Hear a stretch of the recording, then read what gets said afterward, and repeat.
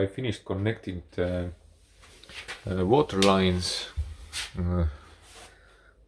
As you can see here, here's the main line. This is the water cage, water filter. I don't have the filter inside yet. I just wanted to check if everything is okay. And I'm using this like collector system. This is for the cold water line, and this is the hot water line, and this it is distributed by this collector over here. So the good thing about this system is that I can turn off each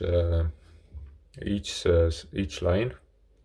So whenever I have to I want to close this is for the washing machine, I can close it off from here and leave others open when I need to, for example, do something with the line connecting the washing machine, or this is for the toilet, for the bathroom sink cold water.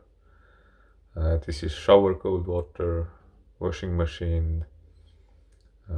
This is the kitchen sink cold water, and this is the main line to the boiler. So this line comes from the water boiler or water heater, and this is the bathroom hot water, like sink. This is the shower hot water, and this is the kitchen hot water.